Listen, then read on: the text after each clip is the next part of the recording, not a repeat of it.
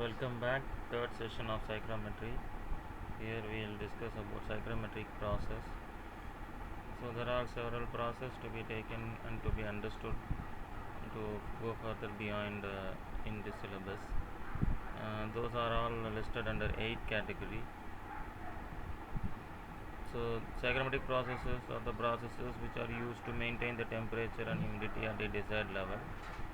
The processes are first one, sensible heating, where dry bulb temperature goes up and W is maintained constant, specific humidity or humidity ratio is maintained constant. So W is called specific humidity or otherwise called humidity ratio. So W con means W constant.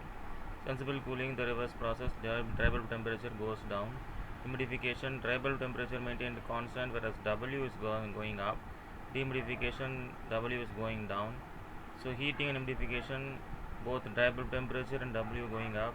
Cooling and dehumidification, both dBT and W goes down.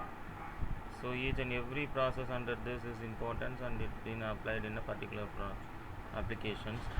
So we'll discuss later. An adiabatic mixing of air streams is the seventh process, and evaporative cooling, adiabatic humidifying is the eighth process. The first one we'll discuss one by one. Sensible heating.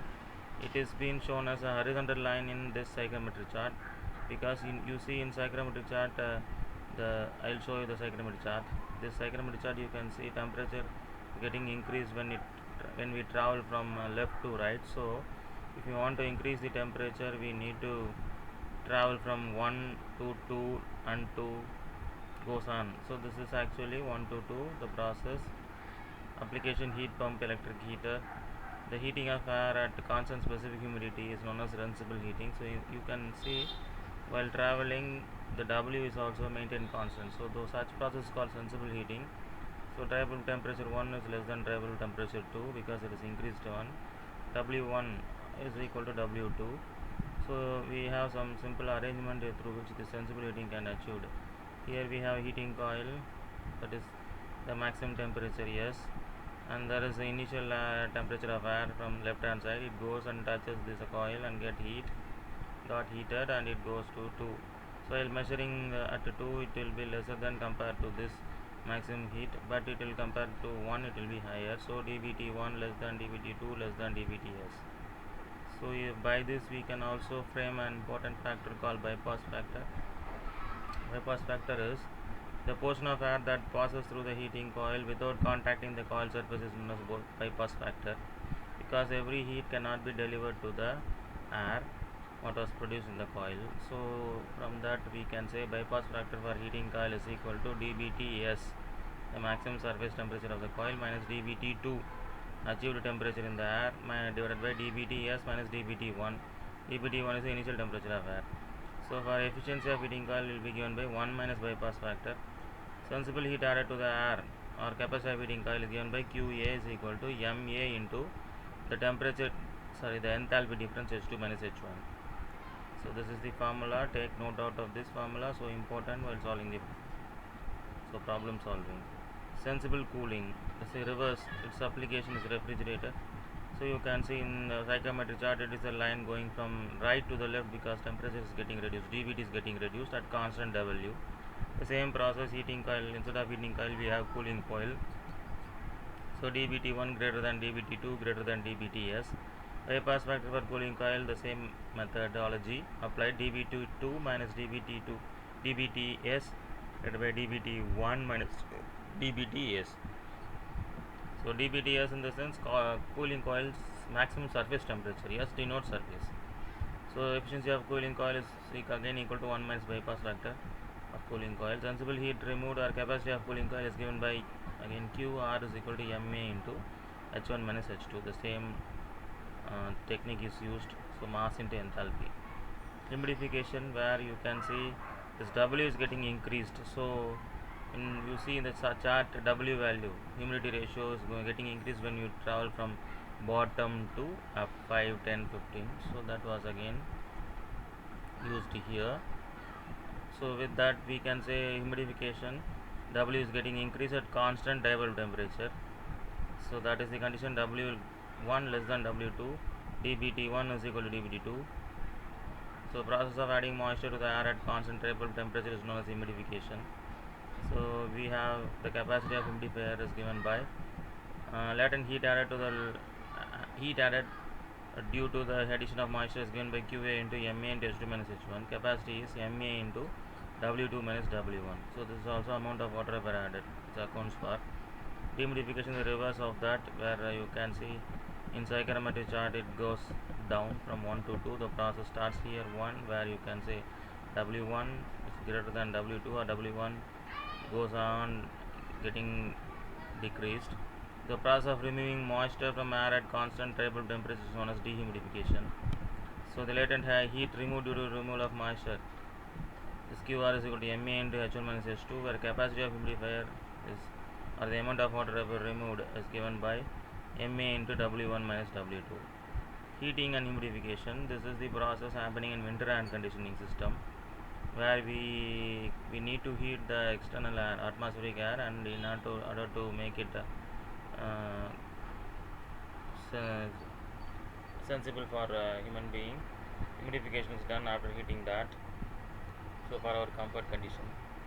So first it is sensible heating is done. So you can see the process is 1 to 2 actually, but it was split into two parts. One is one, you can say the horizontal line 1 to 3 here I'm showing. Another one is 3 to 2, where you can say it's a humidification process. So in 1 to 3 it is sensible heating, dryable temperature increases. In 3 to 2 it is humidification, W, specific humidity or humidity ratio increases. So it overall it is 1 to 2. It was also shown in the psychrometry chart.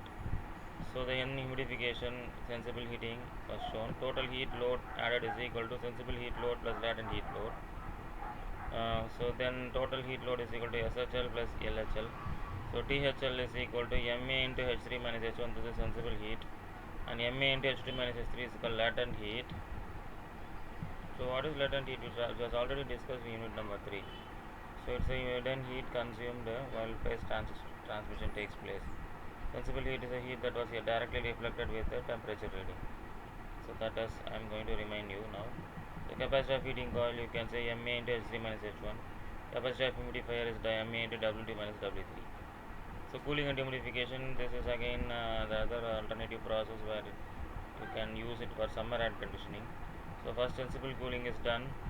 So 1 to 3, and then dehumidification 3 to 2. The overall it is 1 to 2. So sensible cooling plus dehumidification of air. So total heat removed, heat load removed is equal to sensible heat load plus sensible lateral heat load, the same analogy. So you can see there. So THL is equal to SHL plus LHL. So MA into H1 minus H3 plus MA into H3 minus H2. Capacity of cooling coil MA into H1 minus H3. Capacity of humidifier, it is MA into W3 minus W2. So you can see every process is being sticking with one simple technique. If you understand the technique, you can easily understand all these processes. Then 7th one, adiabatic mixing of air stream. So most air conditioning application requires mixing of two air stream. This is because particularly for hospitals which require conditioned air to be mixed with a certain fraction of fresh air before it is routed to the living space. So in such case you can use adiabatic mixing. So this is stream 1 and this is bottom stream 2. Mass 1 W1 H1, mass 2 W means specific humidity, H means enthalpy, both come together and becomes mass 3 W3 H3. The process has been given in psychrometry chart as like this slant line from 1 to 3 as well as from 2 to 3. So both come together to the final point 3. See, mass balance of this adiabatic mixing is given by this formula M1 plus M2 is equal to M3. Mass balance of water vapor is again, you can see M1 W1 plus M2 W2 is equal to M3 W3. Energy balance in terms of enthalpy, you can see M1 H1 plus M2 H2 equal to M3 H3. In adiabatic evaporative cooling or adiabatic humidifying, it's again a slant line in other side. You can see that. So this is 1 to 2. This is adiabatic humidifying, where you can say WBT is constant here. So capacity of humidifier is equal to MA into W2 minus W1. So these are all the process involved in psychrometry to be understood before going to the real application of solving the problem. Thank you for the time.